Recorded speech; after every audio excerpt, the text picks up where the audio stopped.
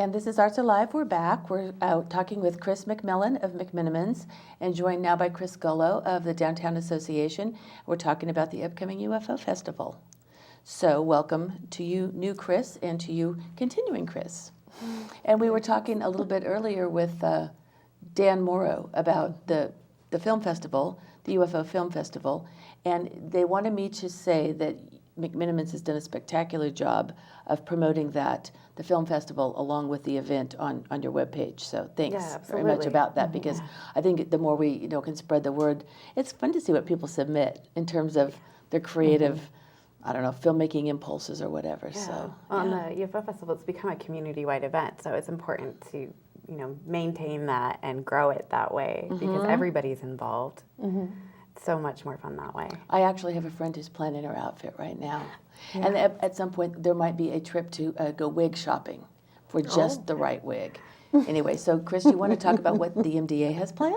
Well, before I leave the topic, I should say McMenamin has been just a fabulous partner all along in this. I mean, this is an enormous tourist boon and, sure it is. And community event for all of downtown. So it's very nice to have that going on. We've got the same great thing planned, which is the parade. We're moving it an hour later this year, and darn it, I had a cheat sheet, and then I did keep it. I think it'll be at 2 o'clock. Okay, that sounds right. And you can find that information on the Downtown Association website and also McMenamin's. But the parade, last year we probably had 40 floats, and we'll be having the one really important thing that I want to impart is the parade in past years has come east down 3rd Street and then turned right on Cowles and sort of dissolved. We want it to... Here it is, the parade route. Oh, excellent, excellent. Because we want people to know they can watch that parade on 4th. We're having so many people coming onto 3rd Street that it's really hard to see the parade in it. And parades are the crowds are crowding out into the street, so we really want to focus on... You could sit on Cowles, you'll have plenty of viewing room on 4th. So especially for like families with strollers and stuff like that, trying to negotiate that crowd is just absurd. So that's the biggest... Unless you get there really early, so they'll come down, they'll go all the way down 3rd Street, and then they'll go around the corner, and they'll go all the way back down 4th Street. to Galway. Oh, that's really a good idea. Really nice. Yeah. Really nice. We're very excited about that. And we're working with Linfield volunteers. The football team will be down there acting as marshals to help us do some crowd control because we just have had so many people, and it's going to be easier to see. So just to let them know, you can go around the corner. You keep going around the corner. So crowd control will be the high point of our parade, Lynda. I think one of the reasons that the UFO parade is so popular is it's usually one of the first nice weekends that we ever get. When people are kind of coming up out of the manhole cover, kind of blinking in the sun, like, oh God, is winter over? So I was thinking about that, like, why is it such a big deal? Well, fun. It's fun. For one thing, and just to see the parade, but it's also, I think, the time of year people are ready to celebrate. They are. Just to get out and have some sun and have a good time. Spring's definitely here. 2 years ago, the height of summer was here. It was like in the really hundreds. Hot. I do remember that. But it's so crazy. We just have these fabulous costumes, and people go all out decorating their cars. And and some of the businesses, you can tell they spend some time and they spend some money on this. And I don't know whether the staff does it after hours or whether they do it on company time, but there's a real big commitment in terms of, what people are, energy and resources that they're willing to contribute to this, to make it successful. Yeah. When you were talking about when McMenamins first came to town, and then they were talking about, the Trent farm and interviewing the Trents. I remember this. There was a few years ago, and somebody did a float, and it was the Trent farm, but it was this little tiny building, and I think I actually mentioned something like, oh my gosh, what a cute little outhouse. And then there was sort of like a storm of, that's not an outhouse, that's the Trent farm. But they had like a little half moon on the door, and it's like, that's an outhouse. Anyway, so hopefully there will be no more faux pas. Well, yeah, we always hope that. Yeah, exactly. Yeah. So now, will the MDA be, besides the parade, will you be doing like a booth downtown at all? Or? We'll have a booth. We'll have a booth on Friday, starting because we usually sell antennae and stuff. This year, too, we're hoping. Last year, the Arts Alliance was down there, and they provided supplies and things for people to make costumes. And we're also working with some other nonprofits that will are interested in doing that. So hopefully we'll have that available Friday and Saturday. Last year too, we added some vendors on Friday and Saturday for food. We're going to have a chalk art community mural.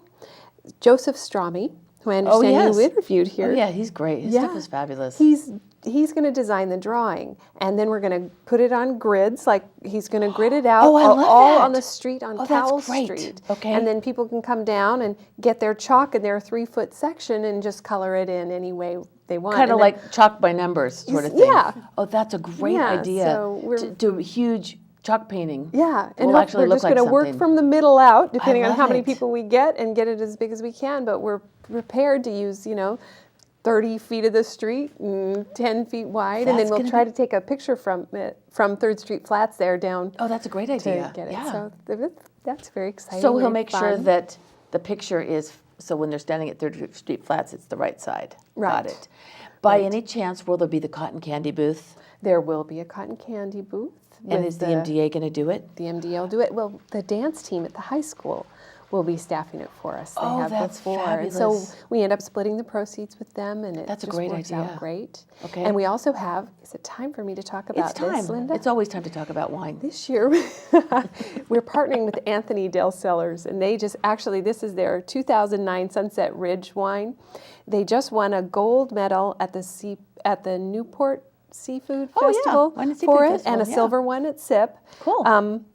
But before they won those, they said we could use it for our Eva Noir. This is a picture of actually a vintage mannequin. And Ginger thoughtfully sent the label. Yes.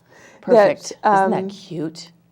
Yes, She's a doll. I love this. I Yeah. love this. And so it says it's sold as a fundraiser for the Downtown Association to celebrate the exceptional Pinot Noir wines and commemorate the 1950 UFO sighting by Paul and Evelyn Trent.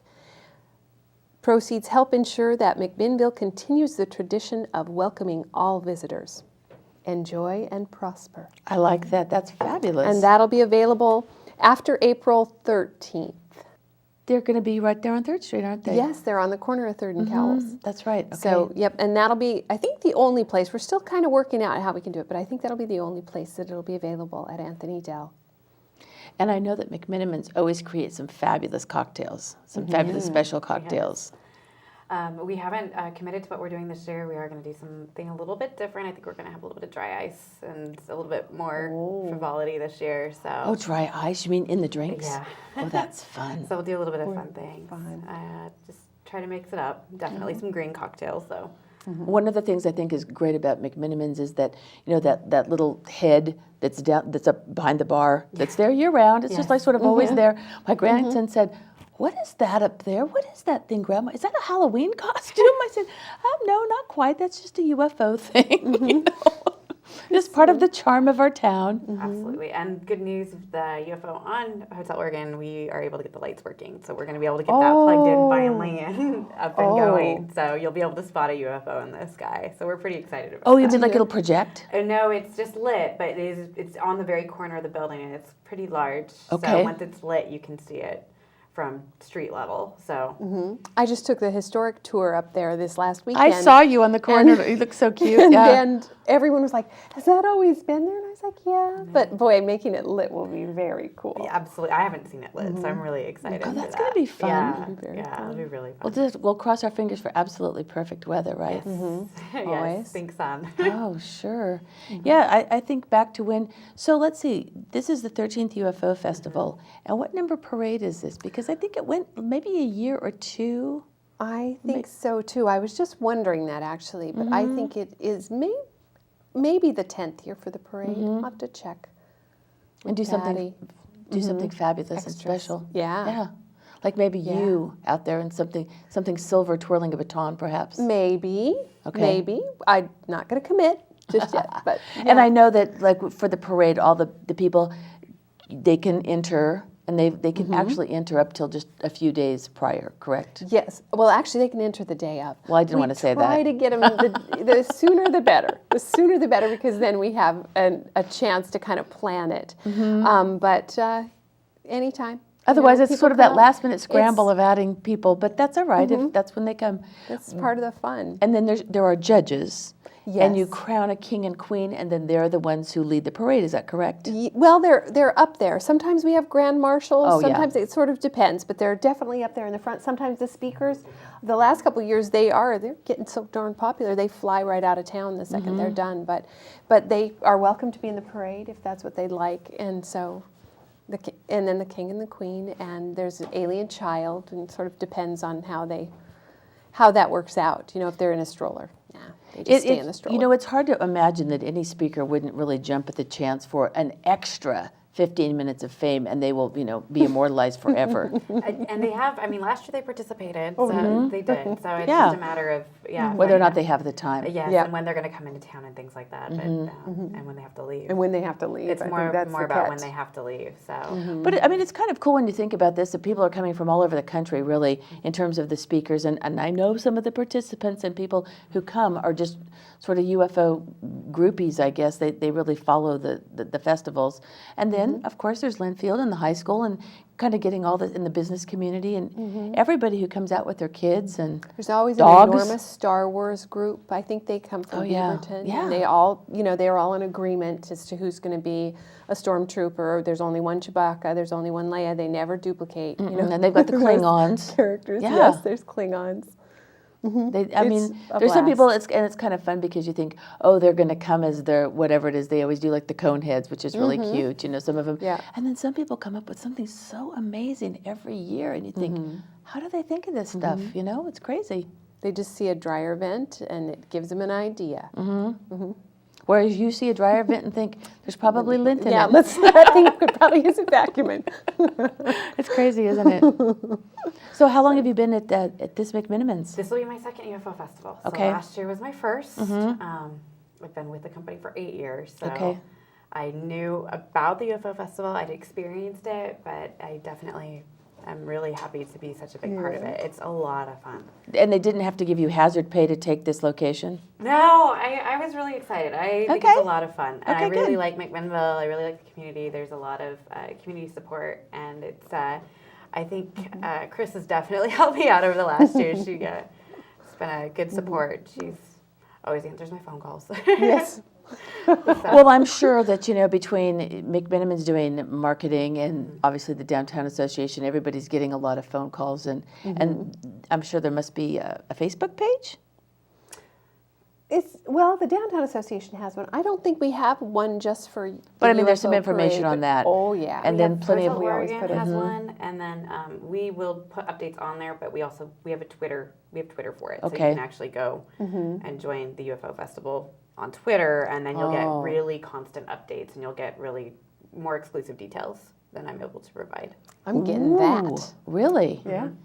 We could. It's too bad we can't just plug it right into this show. Wouldn't that That be is great? too That would be bad. great. But your viewers can plug it right in. They sure can.